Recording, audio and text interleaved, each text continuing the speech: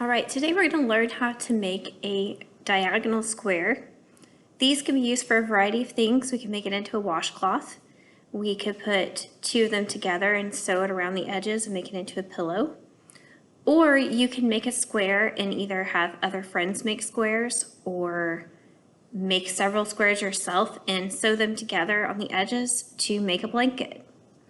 So first off, this is what it's going to look like when we're finished. We start with just 2 stitches and end with 2 stitches. So we increase until we get to whatever size we want. I made this one about 5 inches. The nice thing about this is because you just get it to a certain length before you start decreasing again, it means that you can use whatever size needles, whatever size yarn you want to use, and you can still make squares that are all the same size. So I happen to be using today, I think these are size 8 needles, which is a pretty standard size for worsted weight yarn. This is some old worsted weight yarn I have. It's kind of a lavender color, but it looks a little bit blue on this camera. I'm going to leave a little bit of a length because I'm going to use that tail to sew the squares together. So I'm going to start with a slip knot because, as we know, most knitting projects start with a slip knot. Loop it around, tuck part of it through, grab the tails and pull. And I have much more length than I need, but that's okay. Put it on my needle and tighten it up. Now, I just need to cast on 1 stitch, and it really doesn't matter for this that much which direction you have your slip knot, if you have the tail coming out to the right or to the left. For this, it doesn't matter so much. So I'm going to make an E-loop cast on because I just need to cast on 1 stitch. So I'm going to get this a little bit closer. This is my working yarn, the yarn that comes from the ball. I'm going to take my finger, flip it over, and then loop it on, so that the working yarn is coming out in between my 2 loops. That's the important part. So now that I have 2 stitches on my needle, I'm going to start. While I'm doing the increasing, I'm going to increase 1 stitch for every row until I get to the width that I want. So I hold my yarn in my left hand. You don't have to hold your yarn, you could just leave it dangling. Whatever you found most comfortable from your 10-stitch project is probably what you should go with. I'm going to insert my needle into the first stitch, wrap my yarn, bring it down, up, over, and off. Now, to increase, the easiest increase you can do, other than a yarn over, which would leave a hole, is to do an E-loop increase. So I'm going to take that working yarn. Remember, I want to have that tail come between my stitches. So I'm going to loop it around the other direction. See how the working yarn is on top? And then slide it onto my right needle. So once again, let me get this one out of the way. This is the stitch that I just knitted. This is my E-loop that I just cast on. It's coming in front of the yarn that I just looped around.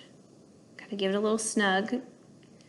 And now I'm gonna knit this last stitch. Now I have 3 stitches on my needle instead of 2. I'm gonna switch hands again and continue. So for this pattern, and I've got the written instructions for you also, you're going to knit 1 stitch, do an E-loop increase, flip it over, slide it on, snug it up.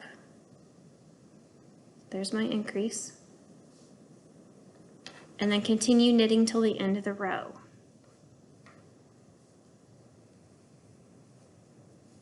Now I have 4 stitches.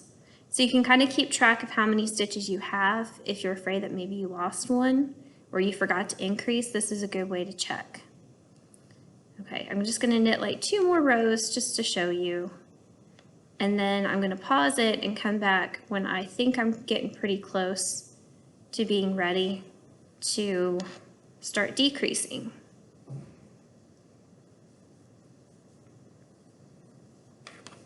One more row.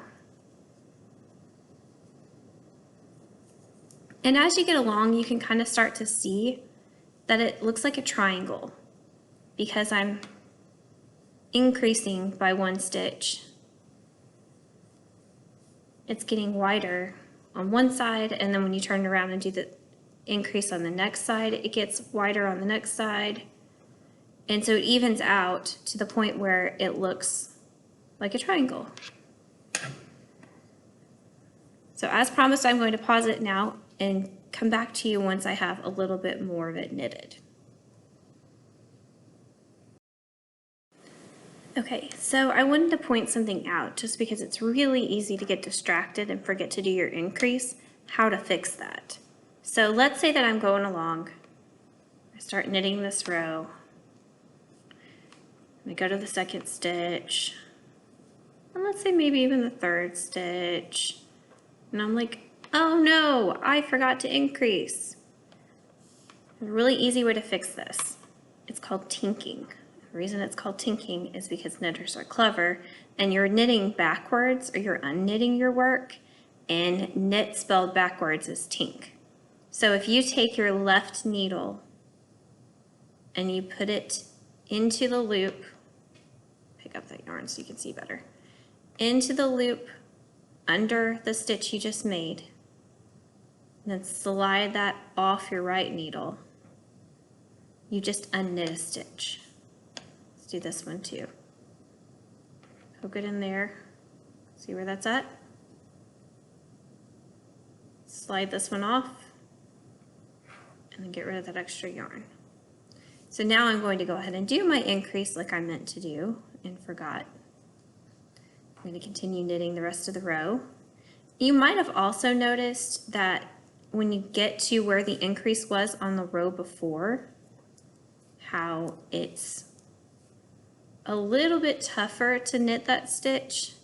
That's normal. It's because it's a twisted stitch that just makes it a little bit more complicated.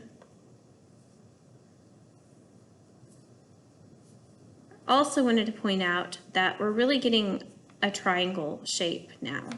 And I want to show you where you should measure so that you can get the right size to match whatever your group is making. I've made blankets where, here's that increase. It's kind of a little bit tougher to get into that stitch. I made blankets where they were 5-inch squares like this, and I've made some where they're more like 10-inch squares or 12-inch squares. So notice we have a good triangle going. We want, because it's diagonal, this is one of our corners. So we want to measure here along one of the edges. So here's my ruler.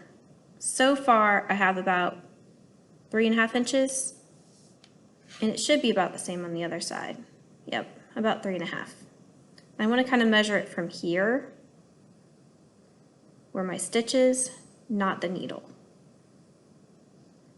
So I'm going to keep knitting until I get to 5 inches, and I'll check back in with you so I can show you how we're going to decrease.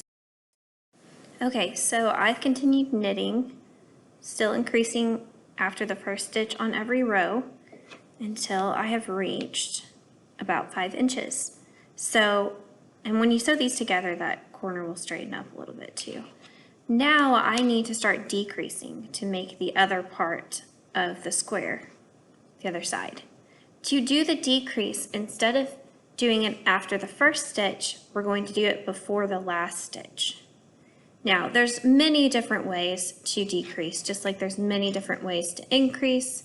We are going to do a knit two together, mostly because it's the closest thing to regular knit stitch that you can do for a decrease, and because it leans this direction, so it's going to make our corner look very nice. It's going to make the side kind of lay the way we want to. So to do that, I am going to just knit across the row until I have 3 stitches left. So we don't have to do anything over here at the beginning.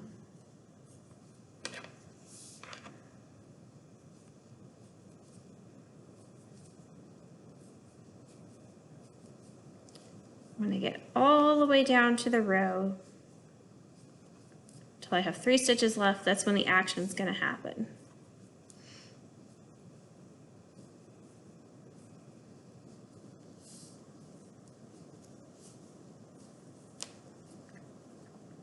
In a regular knit stitch, you enter 1 stitch from the left to the right, wrap the yarn around from the back or on the left side, between the 2 needles, come down, go up and off. That's what we're going to do on this stitch, only instead of entering 1 stitch, we're going to go into 2. So I have 3 stitches left. In this first row, it's going to be a little bit tougher because remember we have that increase right there. And that increase makes it just a tiny bit tougher. After this row, it's going to be a lot easier. So I'm going to insert my needle under both of these stitches. So kind of wiggle it through this first one, because remember it's always kind of difficult to get through that increase. Go through the second one, cross them in the back like usual, wrap my yarn from the back around the left side, between my 2 needles, come down through both of them, and then up and off. See how those 2 loops, those 2 stitches kind of stack together very nicely back there? Now I'm going to knit my last stitch. And that's going to decrease each row by 1 stitch. So as I continue knitting this, and I'll knit this row and show it to you, then I'll pause while I make a little bit more progress, you'll start to see how the square starts forming the other half of that triangle. This is an old ball of yarn and it's kind of falling apart. Okay, so get all the way to the end of the row. Remember, we don't do anything special at the beginning this time.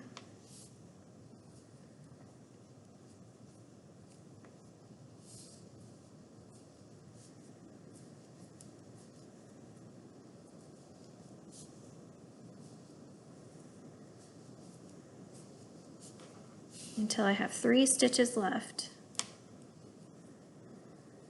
3 stitches.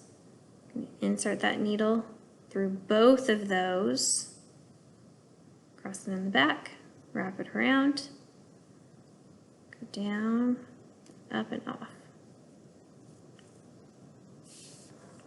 So as we continue knitting, as I mentioned, it's going to kind of curve back this way.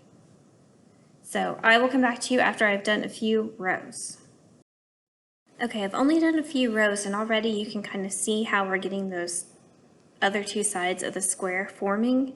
And the nice thing about this diagonal square is you're decreasing on every row, so that means the rows are getting shorter and it goes faster and faster. It's really satisfying as it ends. So I will come back when I'm down to just the last few stitches. Okay, now we're to the point where I have a total of 5 stitches left on my needle. As you can see, we definitely have a square going. I wanted to walk you through the last couple of rows. So for now, we're just going to keep knitting like we've been knitting. So I'm going to knit until I have 3 stitches left on my needle. I'm going to knit 2 together, then knit the last one. Turn. Now we only have 4 stitches left. So I'm only going to have 1 stitch to knit before I knit my 2 together. And then knit that last stitch. Now that I have 3 stitches left, I'm actually just going to go ahead and knit 1. And then knit those last 2 together. And truthfully, you could choose instead to knit 2 together and then knit 1. Either way, it's not going to really make any difference for this. Now that I only have 2 stitches left, I'm just going to knit those 2 together. Now I only have 1. This is almost like a slip knot again. I can pull this and it gets bigger. I would recommend doing that before you pull your needle off, because now I'm going to finish this off. I'm going to cut a length of yarn. Generally speaking, you only need a few inches, but because I want to use this tail to sew it together, I'm going to cut a little bit extra. And I'm going to take that tail and loop it through that last stitch that I had, that last loop. And that is our mitered square.